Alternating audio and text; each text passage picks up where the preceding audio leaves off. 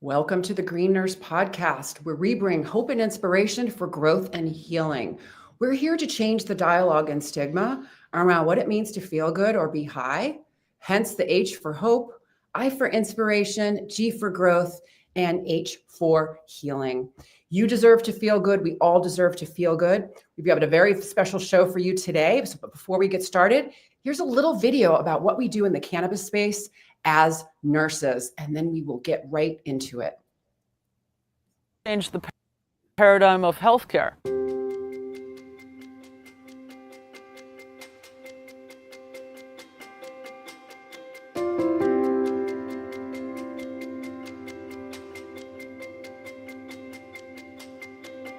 The Green Nurse is a holistic cannabis nurse that teaches on the endocannabinoid system and the safe utilization of cannabis and other progressive tools to help people reach a better quality of life. I'm the founder of Holistic Caring.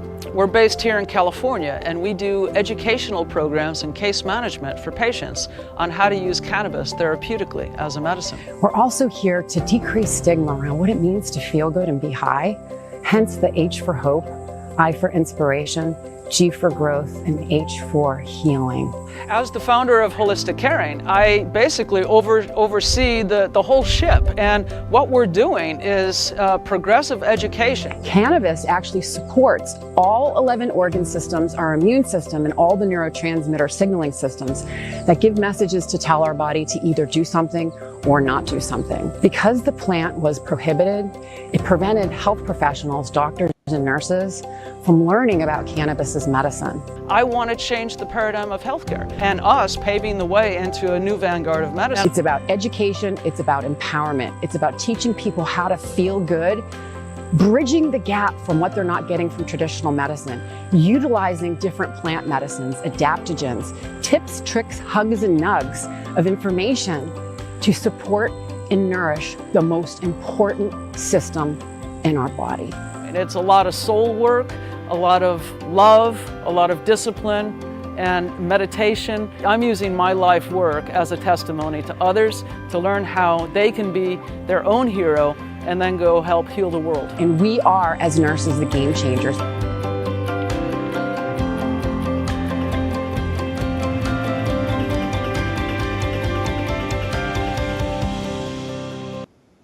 Well, there you go. Growing your health, growing in cannabis. Hello, everyone. My name is Sherry Mack. I'm here with my partner, Elizabeth Mack, and I'm Chief Nursing Officer and co-founder of Holistic Caring and the Green Nurse and Vice President of Nursing at Bloom Hemp CBD. And I am a cannabis nurse, patient, advocate, activist, and a very passionate podcaster here to change the paradigm of health with my partner here. And I'm really excited to announce that this is my 7th year podcasting, The Green Nurse Living Your Best Life. I started podcasting in 2018 when the National Council State Boards of Nursing came out with their guidelines that all nurses must have 6 essential areas of knowledge when it comes to cannabis as medicine. I started podcasting to share compelling stories of healing and to decrease stigma, since I too use cannabis as medicine. Cannabis nursing has been recognized as a specialty, and nurses are truly making an impact on advocating for the safe therapeutic use of cannabis by teaching on the endocannabinoid system and how to optimize cannabis as medicine for health, healing, and wellness purposes. But before we get in our very exciting interview with our very special guest today, we do have an advertisement from our sponsors at Bloom Hemp.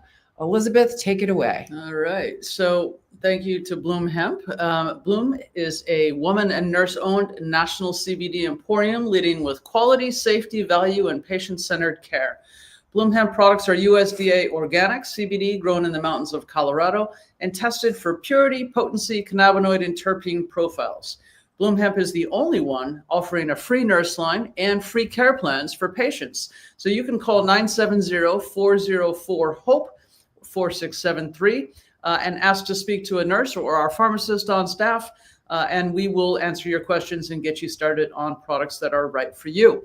And don't forget, there is an evergreen coupon, Green Nurse, for 10% off at all times. There we go. Okay. All right. So we're going to get started, and we're thrilled to have doctors join our show to discuss cannabinoid therapeutics. I just discovered Dr. Chris Labos through one of his insightful educational videos and knew he would be an excellent guest to discuss cannabis as medicine.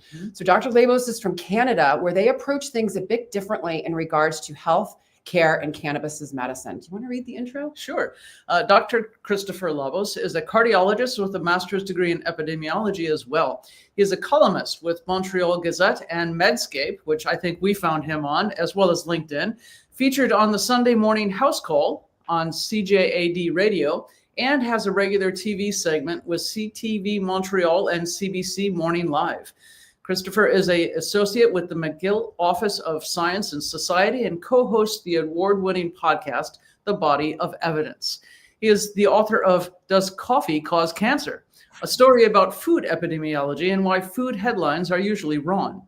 He is a course lecturer in the Department of Epidemiology, Biostatistics, and Occupational Health at McGill University, and occasionally practices as a cardiologist so he can buy groceries. To date, no one has asked him for his autograph. However, after the show, I think we will get his recent book and request the autograph. So welcome to the show, and thank you for joining us from Canada. Oh, thank you for having me. For those of you who don't know, Canada is the country to the north of you. There's some uncertainty amongst the audience. Yes, yes. Well, I've been following Canada and all of the news about cannabis in Canada for many, many years. Jealous with federal legalizations for medical and adult use at the federal level. And so we've got lots of questions, but Yeah. Well, I was just fascinated by all that you do and all that your experience. I love working with doctors, but as of today, doctors aren't very fond of cannabis, specifically in America. So the American Medical Association still has not approved of cannabis as a medicine. The American Medical Association only recommends FDA approved medicines, in particular. And it's on their website. I keep checking back, hoping, that I'm going to see an update that they're going to be more open, to cannabis as medicine. So I really want to hear from your perspective, as a physician, as a cardiologist, as a practicing epidemiologist, et cetera. What do doctors really think about cannabis as medicine? Yeah, I think it really depends. Now, I'm sorry to get the self-plugs in early, but as you mentioned in the intro, I do a podcast. The most recent episode, actually it hasn't come out yet, but the most recent episode we recorded hasn't come out yet. We were talking with a pain physician here in Montreal, and we touched on the use of cannabis. And, where is it useful? I think there is a certain openness to using it. I think it depends what specialty physicians are in, right? There are certain specialties where it's really not that relevant. But there's other specialties like, pain management, palliative care, cancer, where there is actually, I think, a fairly broad consensus that there is some use for cannabis to treat either nausea or the weight loss, although that's a little bit more iffy. There is certainly, I think, the strongest evidence foundation that exists is for treating certain epilepsy syndromes, especially in young children. Like there is where you have actual randomized clinical trials that are, this is a treatment. Right. I think what makes people nervous is the quality of the evidence that exists for many conditions is really not that good. And that is largely a consequence of the fact that because marijuana still is a restricted substance, it hasn't been used in clinical research. It's hard to get funding to use it. And so that lack of data has made people, I think, a little bit reluctant to use it outside of very, very specific settings. So until that changes, until you start to have very good, robust data, I think a lot of people are going to be like, well, let's see how this pans out. But I think you are starting to see it used a lot more, especially in fields like cancer and palliative care, where, not to be too pessimistic, but you're treating symptoms. The patient often has a terminal illness. It's not as necessary to be as rigorous because you're the goals of care are very different, right? You're no longer trying to do like long-term disease prevention. You're trying to alleviate symptoms. And it's a lot easier to use something like that because let's say you have different medications for nausea, right? You're like, oh, should I use Zofran? Should I use cannabis? What should I use?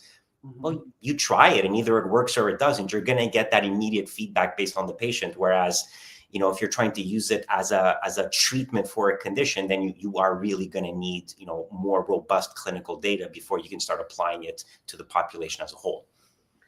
Good answer. And it really does come down to the physician as well. Yeah. One of my favorite quotes is from Don Abrams, UCSF oncologist at the Osher Center.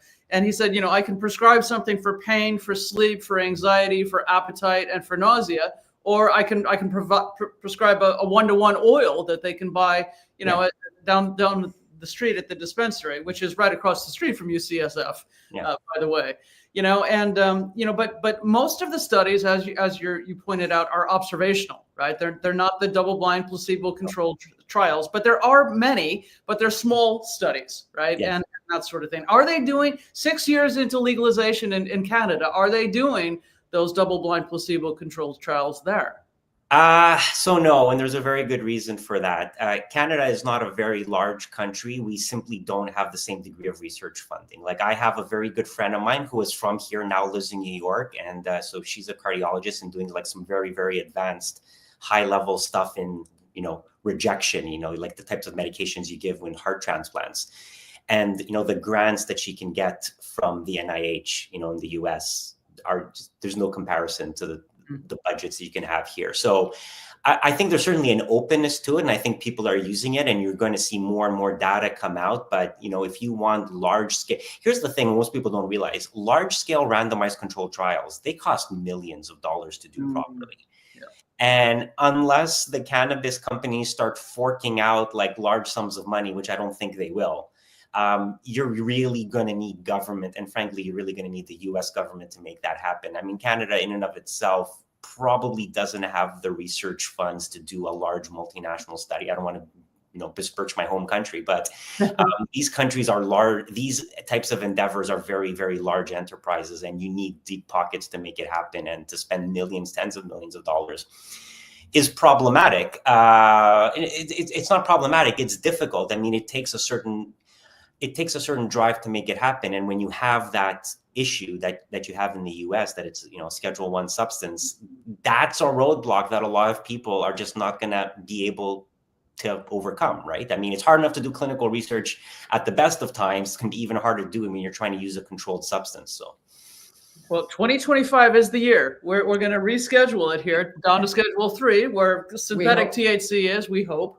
But, then Big Pharma is going to step in and say, what kind of formulations are we going to make? It's not going to be the botanicals, and none of the cannabis companies are profitable enough to fund it. So no. And I mean, people are like, oh, is Big Pharma going to take over? Are you going to lose something? I don't think you will, because I think some of the reticence that a lot of physicians have is that, a lot of the doses are not standardized. Like, you can't go and tell somebody eat a third of a brownie. Like, that's not medicine, right?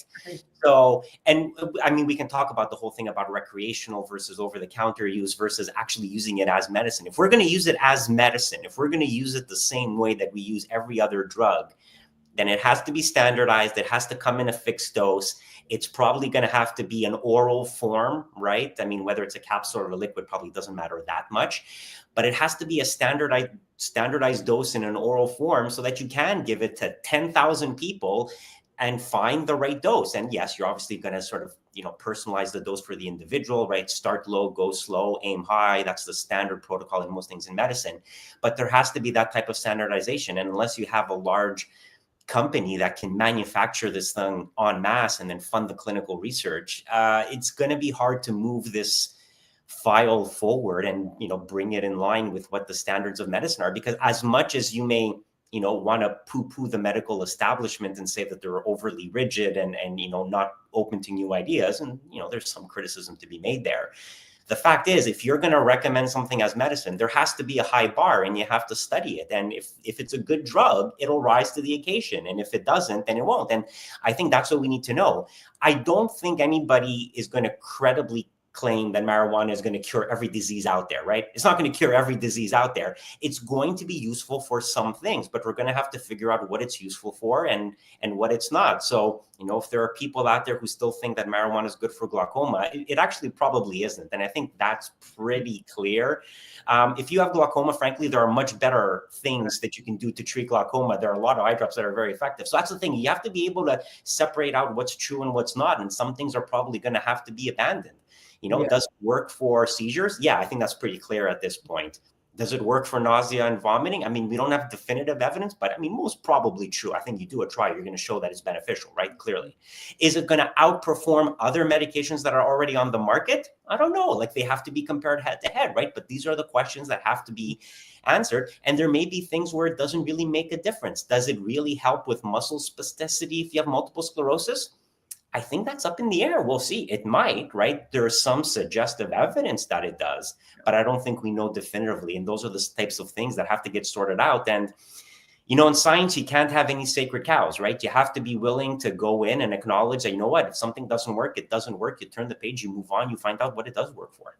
Yeah, absolutely. I do want to discuss the glaucoma, though, because and I want people to understand why. Because Robert Randall was the first medical cannabis patient way back in 1976. Yep.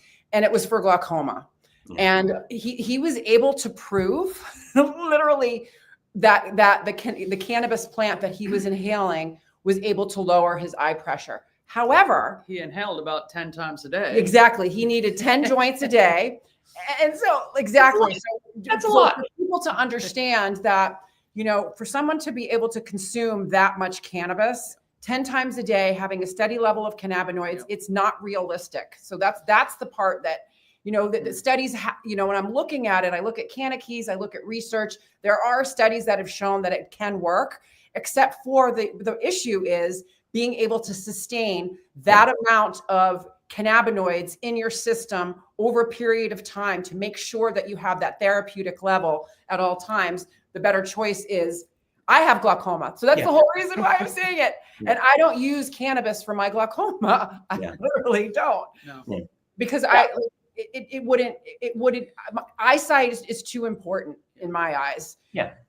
But where it does, play a favorable role is in opioid sparing, antipsychotic sparing with dementia patients, using 2.5 milligrams of even Marinol, although that's not tolerated all that well. So, using different formats is better.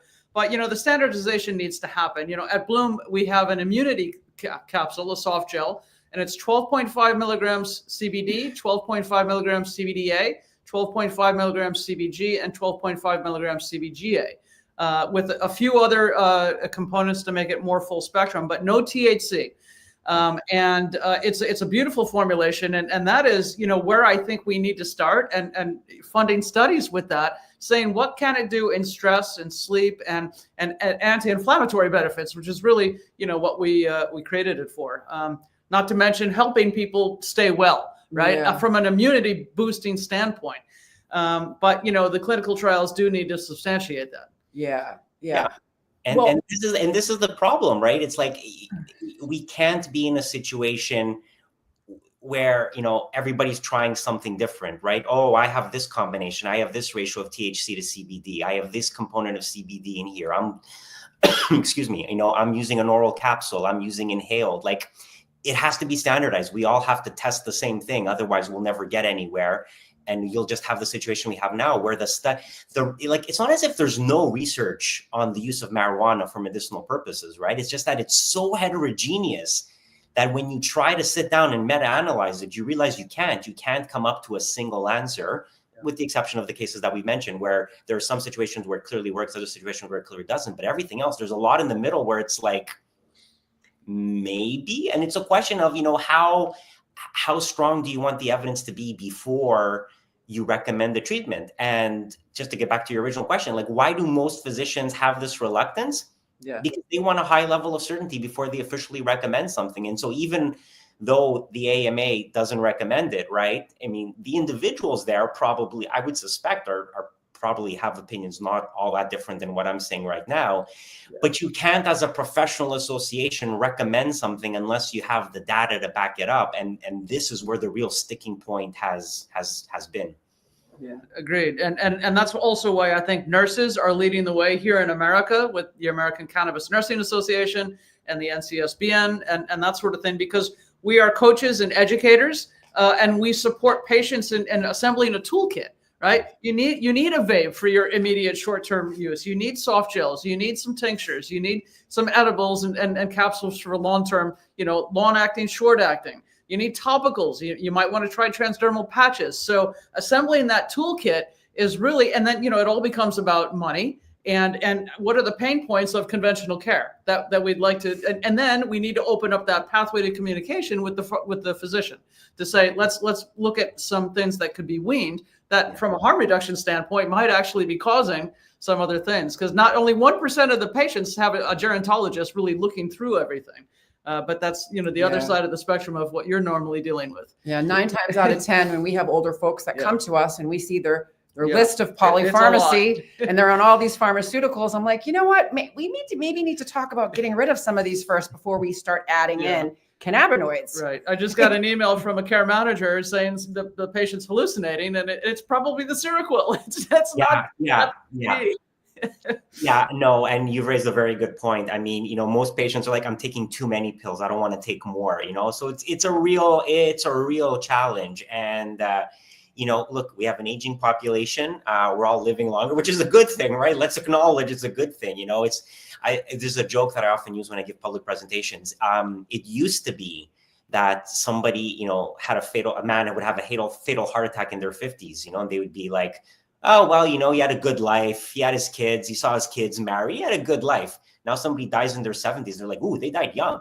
So our concept of what a normal lifespan should be has radically changed. And that's all for the good. But it does mean that we have now a whole new layer of medical issues that we never had to deal with a generation ago. And, what are the goals of care when you have people getting into their 80s and 90s that are still very functional? It's like, polypharmacy is a real problem. And so sorting through this is getting harder, especially in an era where, at least here in Canada, we're starting to have this issue. It's very hard to find a primary care physician, and it's especially hard to find a geriatrics physician because there's just not enough of them in this country. And it's a real problem. We're going to have to really rethink the sort of breakdown of medical training because we're going to need these people because, none of us is getting any younger, except for me. I'm never getting old. I've decided. Me neither.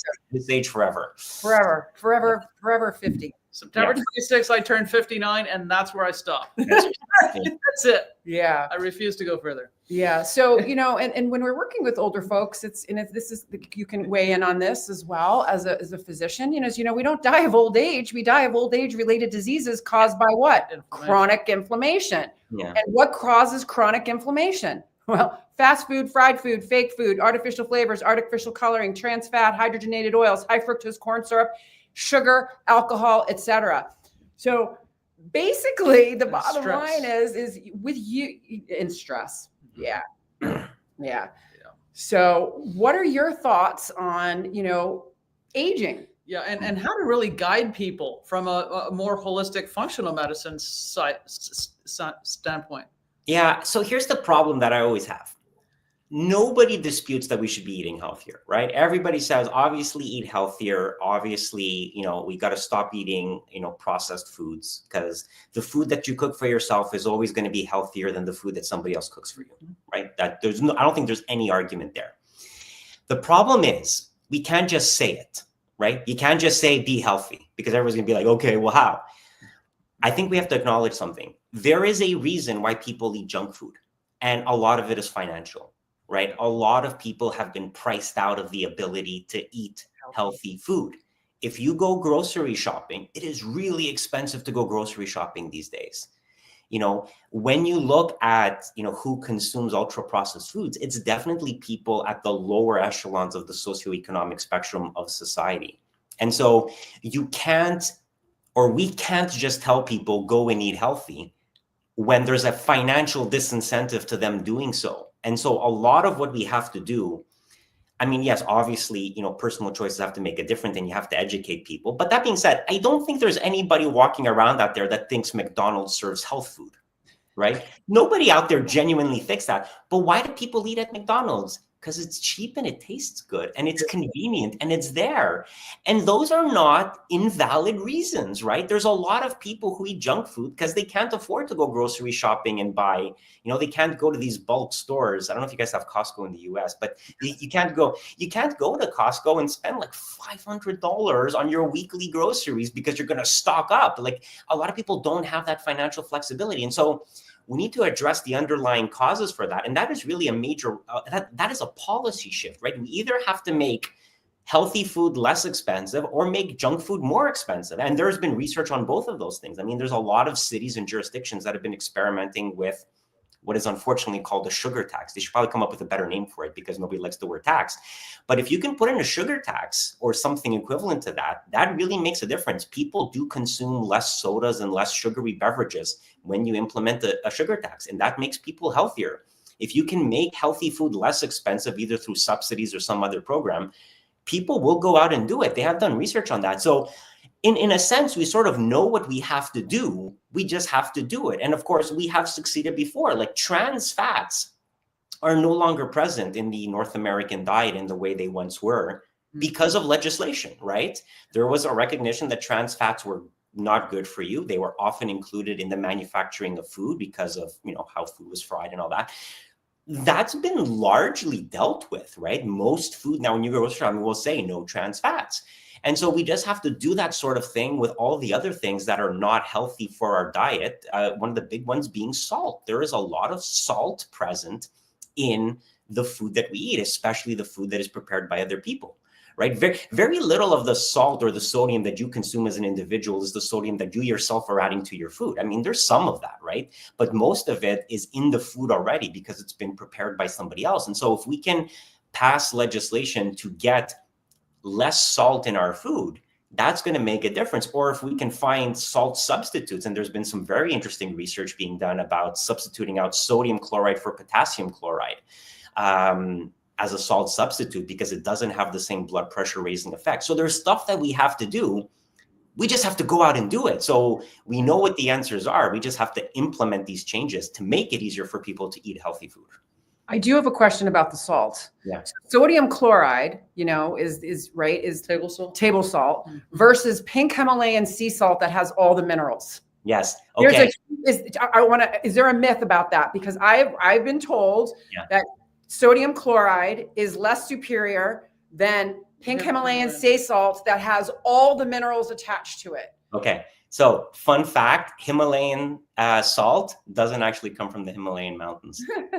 It doesn't. It comes from like sort of neighboring regions, but it's still salt. It's biochemically still sodium chloride. There's actually no difference. The thing that makes it pink is because there's traces of copper in there, copper or iron. It gives it that reddish discoloration that makes it look pink. But you're probably not deficient in copper or iron, right? You can be iron deficient, right? Young women in particular are iron deficient because they lose a lot of blood through the menstrual flow. But it's not really a major concern, especially in North American society. And if you're eating like a meat, you're probably not iron deficient. You can be, but it's an easy thing to fix, right? Nobody's copper deficient though. So that's actually in the book. That's actually one of the stories. So I've ruined that part of the book for you if you ever read it. But yeah, honestly, salt is salt. Anything that has sodium chloride in it, whether there's added, tinctures of iron and copper in there, doesn't change the fact that there's still sodium in that substance. The only way to have healthy salt is to have non-sodium salt, and the alternative is potassium chloride to sodium chloride. The reason why we don't use, have either of you ever tried potassium chloride? No, I don't believe so. No. And what about excess potassium? So that would be a worry if you had renal failure. So that is true. So there are certain people that have to be careful, right? But for the majority of the population, if you have normal functioning kidneys, you will excrete the extra potassium. It should be fine. The reason why we don't use potassium chloride more is most people don't like the taste of it. It doesn't taste like salt. It tastes very metallic-y. When they've done like blind taste tests, people don't like it. So what they've tried to do, and there was one trial called the SAS study, and it really was called the SAS study. It was SSASS, is they used a 75-25 mixture. So 75% sodium chloride, 25% potassium chloride. And this was actually a large randomized controlled trial done in China. And what they found was, yeah, it really reduced blood pressure and cardiovascular events as a consequence. So I think that's where the thinking is evolving here, is that can we pass legislation to make it that food manufacturers can use salt substitutes rather than salt without having them do like huge label changes. And in fact, in last year, the FDA had proposed a draft guidance change or something sort of very preliminary. Could they move in that direction? So if that does happen, you are going to start seeing a lot less salt in the American diet, because they're going to be replacing sodium chloride to potassium chloride. But that's the only safe or better form of salt. Pink salt, Himalayan salt, it's still salt. It's still salt. Well, yeah, she advocates for it. Well, but I actually years ago, I actually did mail away, and I got big salt chunks, big chunks of pink Himalayan were sea they salt. from Nepal? Yes, I got it from a different country actually, and it was shipped to me, and I got a pound of it, and I made my. Anyways, cool. Well, but to your point though, it starts at the top, and I'm really interested in seeing what's going to happen next year. RFK Jr. thinks that we're going to reduce chronic disease here by half within a couple of years, and really some big changes at HHS and FDA and the food subsidies. Going back to diet, right? They're supporting big ag and these processed foods to manufacture all these things that are killing us, right? It's not whole foods. And to another point, if you fill up your cart with all produce, it's actually not going to be all that expensive. But the problem is nobody's teaching people how to prepare it. And that's what I think needs to happen in the educational systems, starting at, like, I had home ec in high school, right? It's how to go to the produce aisle and put things in the cart that you actually will prepare and like. Because as a cardiologist, do you advocate for more of a vegetarian diet at all? I largely do. But here's the thing though, what I've discovered is it's hard for people's behavior to change, right? And so what I found is if you go and you tell people be vegetarian, they're going to be like, no, right? They grew up a certain way. They have a cultural heritage. This is what they're used to. They're not going to change. I think what you have to do is really sort of drill down on what the issue is. And so the issue is red meat, which is another chapter in the book, by the way. But the real issue is red meat, and especially processed red meat, right? So like a steak that you're grilling on your barbecue at home. When you look at the entirety of the evidence, it's probably not as bad as things that has been like smoked or pickled or processed. So when you're talking about like sausages, bacon, smoked meat, stuff that has been transformed in some way, that's probably where most of the risk is. And what you really have to sort of boil down for people is like, look, this is what's particularly bad for you. See if you can consume less of it and gradually start to substitute out some of these things for fish. Now, I have a question for you though. What is the definition of red meat? Well, beef. Most people get it wrong. But what is the scientific definition of red meat? I would just say beef and lamb. So no. So is pork red meat or white meat? They say it's the other white meat. They say. Do you know where that comes from? It's a commercial. It's a commercial. It's a marketing slogan. Yeah, it has no scientific basis whatsoever. It's a marketing slogan that has stuck in the same way that breakfast is the most important meal of the day. That was a marketing slogan. It has no scientific value, like really. It has no scientific underpinning. So the actual scientific definition of red meat is mammal. Anything that's mammalian meat is red meat. Anything that is avian, so bird, that's white meat. And so a lot of people are like, oh, veal is healthier than beef. No, what matters more is how you prepare it. But when they do research and they use food questionnaires to evaluate this stuff, it really is mammalian versus bird meat. That's the real definition between red and white meat. all right. Wow, that's really fascinating. Yeah. Yes. I love lamb. And one of the reasons, in fact, my neurology chiropractor told me, to eat more lamb instead of beef because it's grass-fed, organic, mainly from New Zealand, where they mess with it a lot less. They graze them out there and give them good things to eat, as opposed to feeding them all of these horrible things. It really does start with what you're feeding animals. But let's get back to cardiology. Cardiology and cannabis. Let's go to the book though before we do. Hold up your book. Does coffee cause cancer? You have to read the book to find out. There we go. Well, we're going to order the book. And, Okay. and No, I- it doesn't. No, it doesn't. No, it doesn't. No.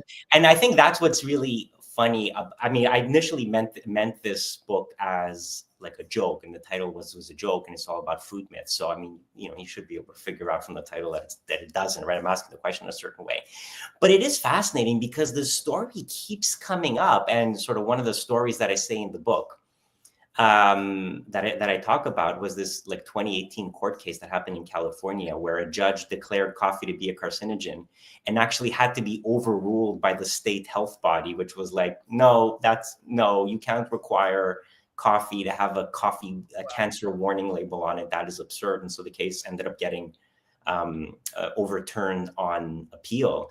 And I think a lot of people don't know that, because a lot of people heard the story when it first came out about, this California judge said coffee you have to have, and then sort of like, oh, what happened to that? So it doesn't. I think the evidence is pretty clear that coffee does not cause cancer. It's as definitive as it can be in the absence of randomized controlled trials. The one sort of caveat that I often tell people is that the issue with coffee is not the coffee itself, but it's all the stuff we put in it. I mean, a lot of coffee drinks that people order at like, Starbucks or Second Cup or whatever are just loaded with sugar, and flavorings, and whipped cream.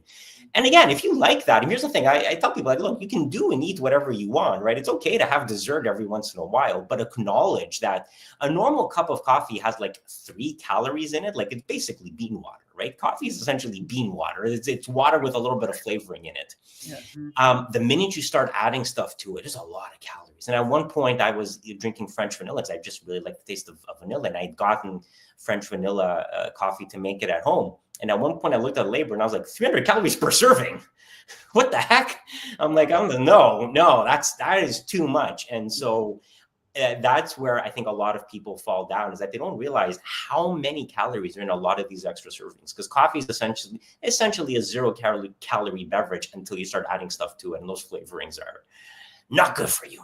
The flavorings, the whipped cream, the syrups, the sprinkles, Yeah. all of that stuff. I always just order black, and now I'm on decaf only, because I have dysautonomia caused by my 5th COVID vaccine. So my heart races if I have anything, and of course I have to be sans cannabis now too, because I can't have any THC or I'm on the floor with a 170 heart rate. Well, and that's what's going to bring us into this next topic that we want to talk about, cardiovascular health. I want to pull up an article that you wrote and have you discuss that with us, because it has to do with, cardiology, heart rate, heart attack, cannabis use, et cetera. And I think it's very fascinating for our viewers. So let me just pull that up real quick.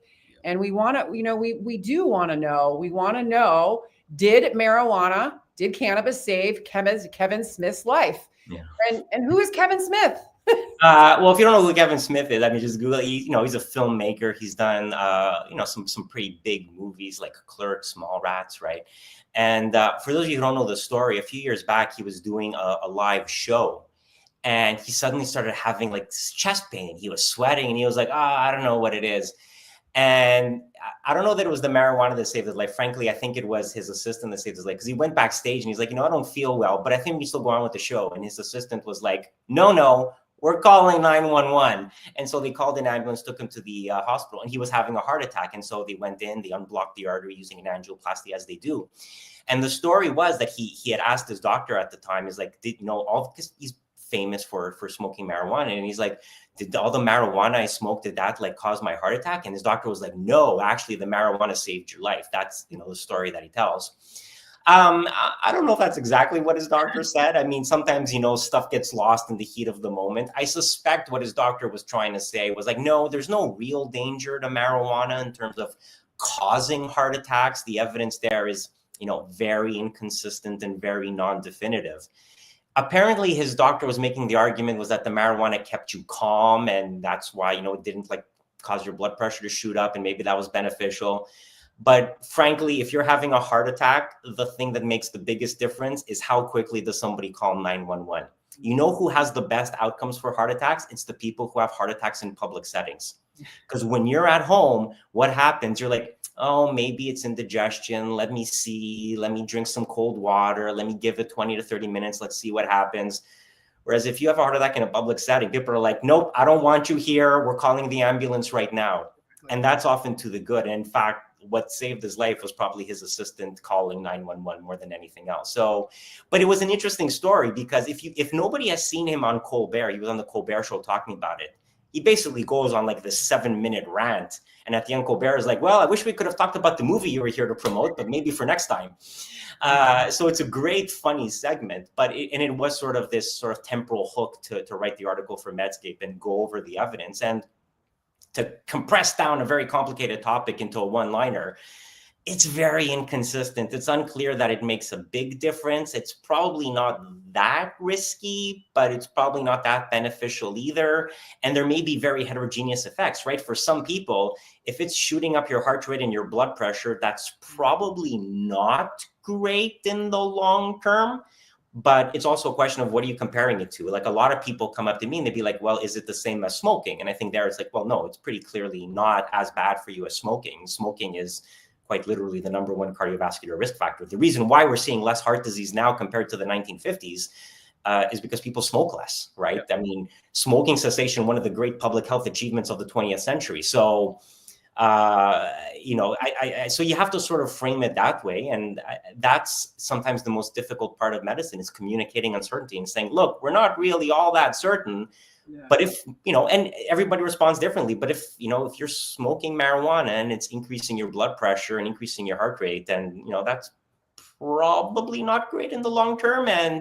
But it's not a consistent effect. And so many people respond in so many different ways. Partly, to get back to one of the previous points we made, is because of this heterogeneity in the products, right? You have different products with different combinations of THC.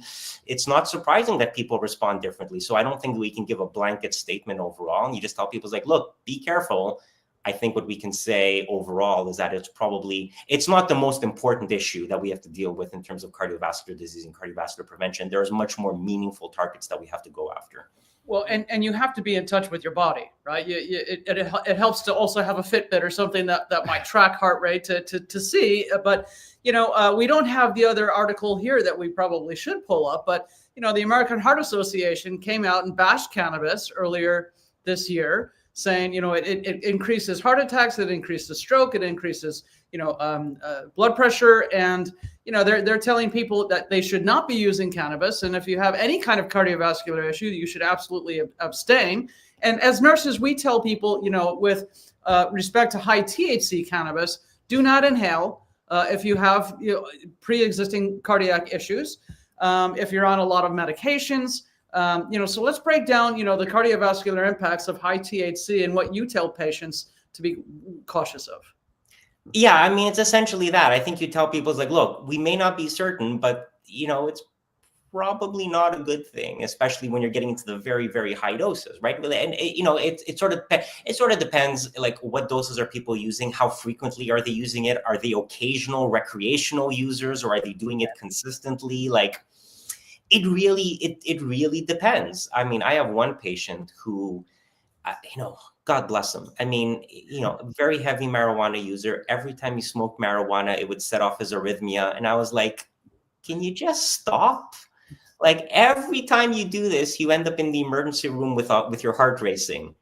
Just stop doing it. And listen, he's got other issues, right? I mean, there are, listen, marijuana is obviously not addictive in the same way that heroin is addictive, but there are people that have substance abuse disorder. Like, there are issues there, right? So it's not good for everybody. It's not bad for everybody. It's going to affect everybody differently. And there are certainly situations where it does more harm than good. And I think you have to be sort of mindful of that. And, the American Heart Association, I think you have to understand where they're coming from. They are sort of telling people, like, look, be careful. This is a substance that can have negative effects, especially for people who have pre-existing arrhythmias, who have high blood pressure. So you have to be careful. And there's always the danger of overcorrection, right? I'll give you an example from Canada, right? So as we were mentioning at the beginning, marijuana was first decriminalized and legalized here in Canada. Once that happened, there was a surge of marijuana overdoses and people, especially kids, showing up in emergency rooms with marijuana overdoses, because you can overdose in marijuana, right? There's a certain dose. Now, when you dig into the data, that was largely driven by edibles rather than inhaled marijuana. And there you get into a situation where, edibles, especially if they're packaged to look like candy, kids can accidentally get into it. And let me tell you a story from 2 Halloweens ago. A friend of mine, also a cardiologist, lives out west here in Canada, opened her kids' Halloween candy and discovered that one of her neighbors was handing out little baggies of THC candy to the kids for Halloween. And they had to call the police because that was a little baggie. It had like 60 little gummies in it. Each one was like 10 milligrams. So it was like 600 milligrams of THC, in total. And you're like, that's a lot for kids, especially the way kids eat Halloween candy, where it's like, I want to go trick-or-treating in that neighborhood. Well, was this an accident? So I'm sorry. Was it on accident or purposeful? No. It was on purpose. They bought the stuff and put it in little Ziploc baggies to hand out to kids. I thought it was an accident at first, like somebody made a mistake. And these were even worse because these were copycat labels. Like these were designed to look like candy. So it was like Skittles with like 3 T's or something. It was one of those things. That is I was like, oof. And, when the police went to this person and said, sir, you realize you can't hand out high dose THC to children. Like, and it was made worse that they had actually ordered, because the way it works here in Canada, without getting to legal things, you actually have to go to a marijuana dispensary to get it. Like there are specific stores, like a liquor commission. They ordered it online from like an unlicensed supplier and shipped it from overseas. Like there was a lot that went wrong with this. So whenever you sort of pass a law, there's always going to be that danger of people are like, oh, great, let's, no, I mean, marijuana is a thing, right? In high doses, it's probably not bad for you. In certain situations, it can be very useful as medicine. And we really do have to sort of educate the public in how to use it carefully, because every so often you get somebody who tries to hand it out as Halloween candy and you're like, no, that's incorrect. So the whole point to say is that there's always this overcorrection, and you're always going to have people who are too worried about veering too much to one side or the other. And I think because nobody was talking about the therapeutic benefits of marijuana for so long, for many decades, and all of a sudden you see this upshoot of conversation about it, there's always, I think, this institutional tendency to want to sort of rein things in a little bit lest they go too far. So that was my very long-winded explanation to be like, I think there's still a lot of, we're still fluctuating into where's the flat line going to be? Like, where are we going to get to the point where we know how to use this properly as an actual medication in very specific clinical scenarios? Yeah. And from an epidemiological standpoint, it's interesting because you could track, with legalization, did high THC cause excess arrhythmias and high blood pressure? And I want to go to high blood pressure specifically. And then the people that are using CBD, do you see a trend down in blood pressure? Because, we talk about how, over time, CBD can, especially oral, right? Capsules, soft gels, tinctures, etc. I see it in our patient population, where decrease blood pressure, decrease glucose levels, decrease heart better rate, blood sugars, better sleep, better A1Cs, better sleep, better overall health. But it's not high THC. It's not THC. So we're seeing it's mostly the full spectrum CBD with the minor cannabinoids and terpenes. Basically, people. Do you have data? Right. Yeah. So the short answer is no, we don't. Here's the problem. You're never going to be able to control for people who are taking it recreationally, right? You'll never be able to adequately control for that. Even if you did have this type of very granular data over for an entire country to look at that sort of thing, it would be very hard to control for that, which would be a confounder. That's the statistical term for people who are interested. It would be very, very hard. If you wanted to do it and be certain, you would have to do a randomized controlled trial, which is, in one sense, not hard to do, but in the other sense, very logistically complicated and very expensive to do. Now, there is some data to back up what you're saying that, there does seem to be a blood pressure difference based on the relative ratio of CBD versus THC.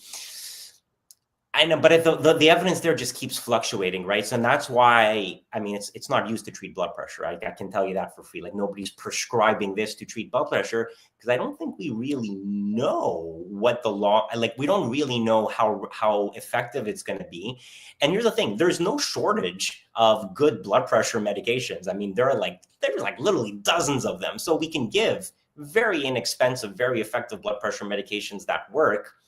If somebody really wanted to try it, it could be done. It's very labor intensive. You would just have to tell them to monitor their blood pressure at home and see. But, and it's not impossible. You just have to do it and you see, does the blood pressure come down? And if it does, then great. And if it doesn't, then you scrap it and move to something else. And that's how we do most blood pressure monitorings. Like, try this medication. All right, it didn't work. Try that. Like, there are certain medications like diuretics, which are about getting rid of salt, right, from your diet. They are diuretics. They're more effective in some people than others, because some people are salt sensitive and some people are not. And you don't know until you try. Older people tend to be more salt sensitive. Women tend to be more salt sensitive. But these are sort of broad trends. You don't know until you try it individual. So, I guess you could, in theory, try it. But I mean, there's so many good blood pressure medications that also have other off-target effects in terms of cardiac remodeling. So there's so many good therapeutic options out there.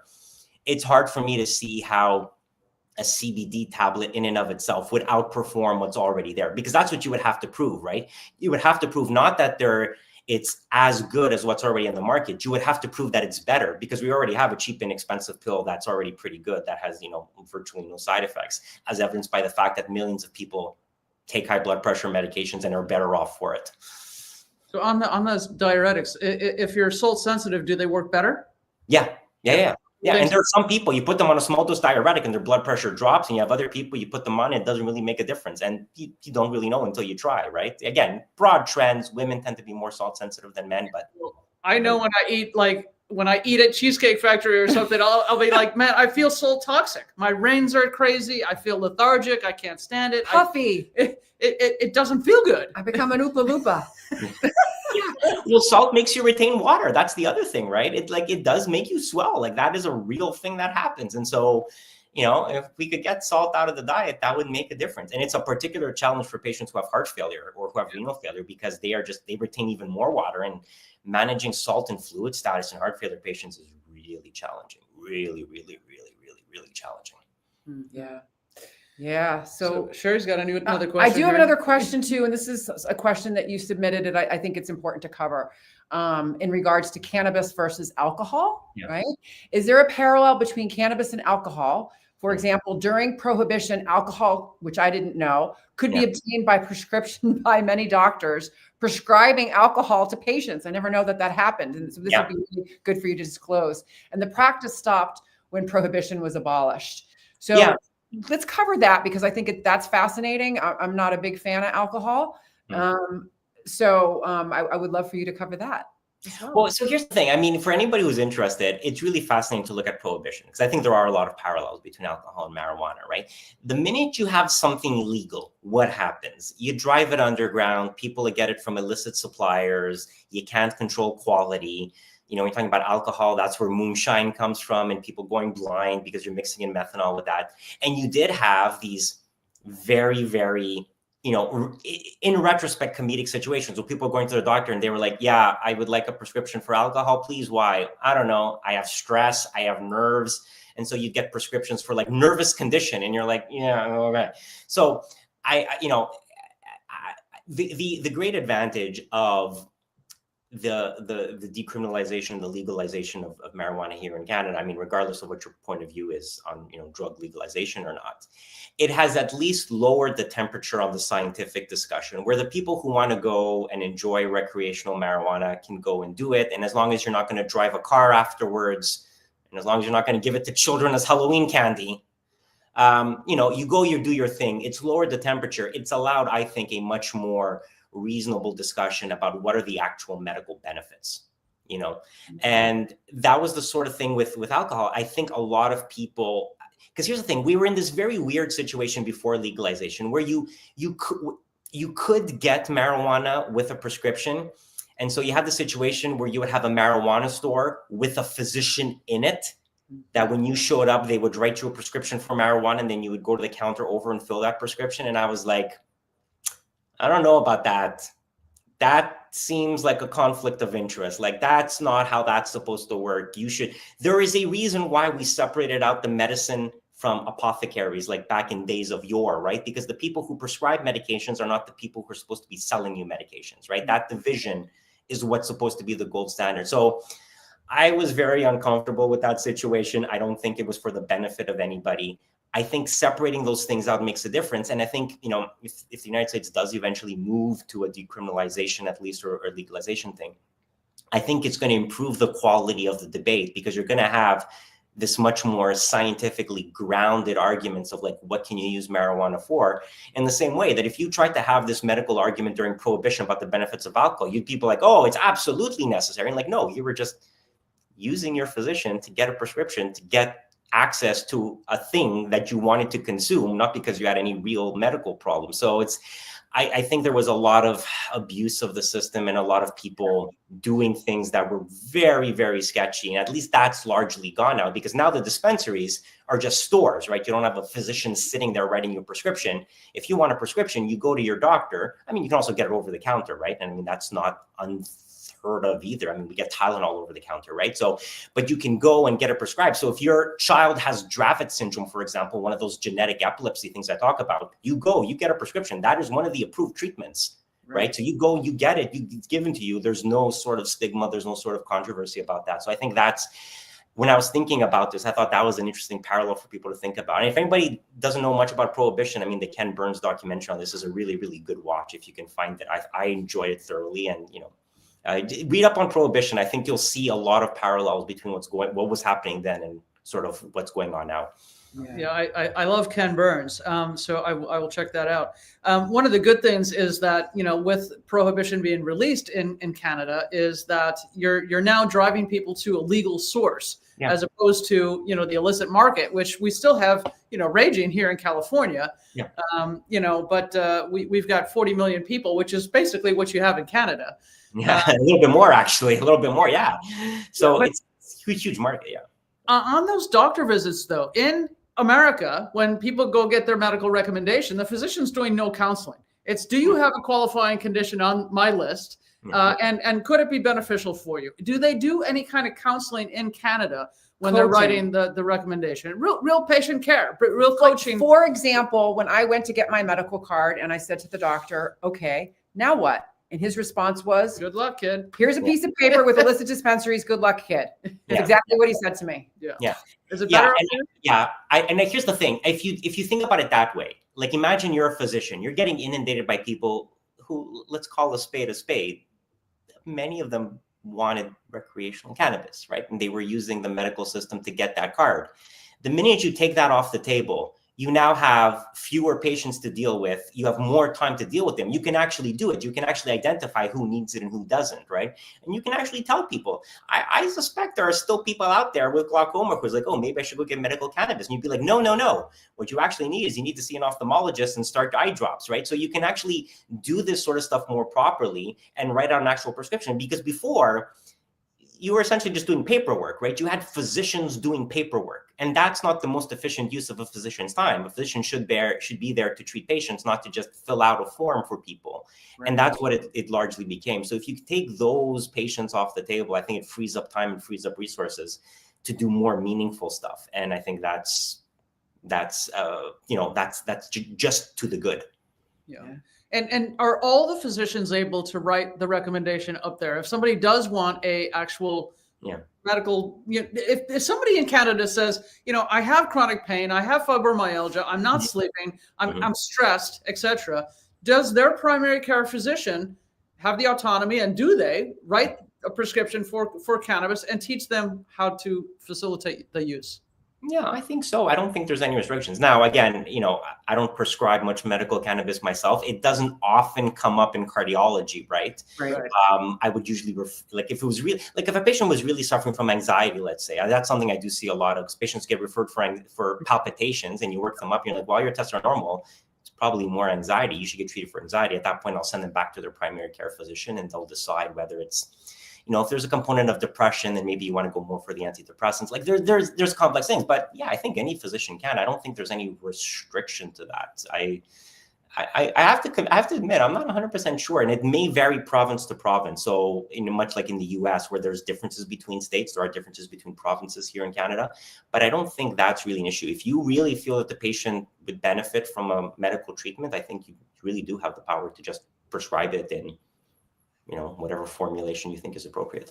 Yeah, I just wonder if they are. And this is probably data that's going to be collected at some point where it's still premature, right? It really is. I mean, the legalization did not happen that long ago. And you really need, like, many years of data to be able to look back over trends. So you can see the short-term effects, right? So you can look at, the risk of overdoses. Has there been more arrests? How did it affect crime, policing? Like, you can see that stuff. That's pretty short. There's certainly more people well, here's the thing. We often say, oh, there's more people using cannabis. And it's like, well, is there though? Because prior to that data wasn't recorded, right? Because it was being acquired through undocumented means. So even that, we're not really sure if we're not really sure that anything has really changed, apart from the fact that now people are going to specific stores to get the stuff that they were probably using anyways beforehand, right? So it's going to take a while before we see what the real effects were. But overall, when you implement the legalization, like, not much changes. Yeah, there was that thing about the overdoses. So you really do have to be careful about kids. And I think there's a real issue to be discussed about the packaging of marijuana edibles and not making them look like candy. Like, same issue that we're having with like the Tide Pods, like, maybe don't make them look like candy. It poses a risk for kids who don't know any better. So there's things like that have to get sorted out. But overall, I don't think it's made a huge difference. I think it is still used. When I speak to my palliative care physicians, they do use it. Is it first line? Probably not. I think most physicians will start with something else that they have more experience with first, but it is used. So, again, in these in these specific settings where there's a clear benefit to use, like the chronic pain, like the nausea in cancer patients, there is some use of that there for sure. Are they teaching the endocannabinoid system in medical school up there? Because America is like 15%. Yeah. Yeah, it is. I learned about it, and I'm not a young doctor either. I look young because I moisturize daily. But I've learned about it for sure. It's there. We know about it. It's the mechanism that Tylenol works on, right? So it's not a secret. So it certainly is. It's probably, there's been more research done on it in the past 10 years than, the previous 50. So there's certainly been a change. So, I'm sure if you speak to somebody who's a little bit older than me and maybe who doesn't keep up to date with the information, maybe they'd be like, I don't really know what you're talking about. But it is covered. It's pretty standard biochemistry at this point. That's good to know, because it's the neurochemistry feedback mechanism of, controlling homeostasis. Yeah. So good. This has been a wonderful podcast for our viewers that are watching. I want you to see in the show notes, I put in the columnist for the Montreal Gazette, Dr. Christopher Labos, sorry, co-host of the body. It's all fine. Author of Does Coffee Cause Cannabis? Or Does Coffee Cause Cancer? Does Coffee Cause Cancer? And then also I put in your Twitter link. So all of those links are in the comments of the show, as well as in the show notes. So you can all reach out to him and see what he's all about. We are extremely grateful for your time today. I really enjoyed this. Yeah, I really enjoyed talking with you. And we'll have to think about how we can have you come back next year for sure. Yeah.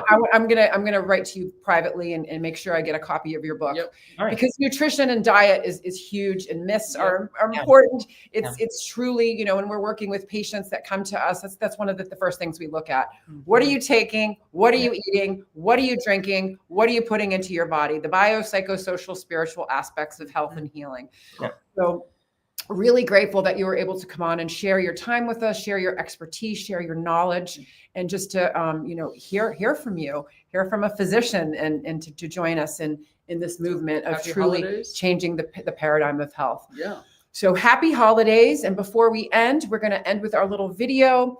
We have another podcast next week. We're going to have Nurse Laura on. So join us next week for conversations. Safe shopping. And the secret shopper is done in Delaware that uncovered hemp that was not supposed to be sold as hemp. It was hot hemp. Hot hemp. We're going to cover that next week on next week's show. Right. And remember, everyone, what it's all about. It's truly all about living your best life and helping others do the same. And we will see you next week. All right. God bless.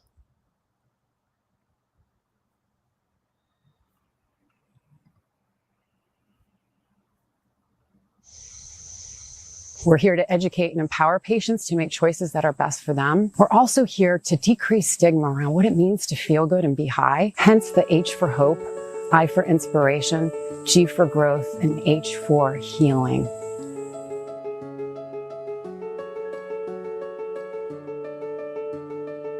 The Green Nurse is a holistic cannabis nurse that teaches on the endocannabinoid system and the safe utilization of cannabis and other progressive tools to help people reach a better quality of life. I was cannabis agnostic for many, many years. And the more research I did, the more I discovered that cannabis is this amazing medicine. I was told that I had a 4-stage pancreatic cancer. The doctor really told me he couldn't do anything else. He gave me her name and she called me and she came to my house. She started to give me cannabis. My oncologist was puzzled because he couldn't find the cancer anymore. All of the learning that we get comes from the Green Nurses Group, comes from their support, comes from their guidance. I trust everything that she says. Simply meet people where they're at. The plant doesn't, stress to grow, so we don't stress to share it. We're healing people. Cannabis has been used as a medicine for tens upon thousands of years. Here's the big message. Cannabis needs to be federally legal. We need to have laws that are the same across all 50 states that allow access to anyone and everyone who wants to utilize this powerful medicine.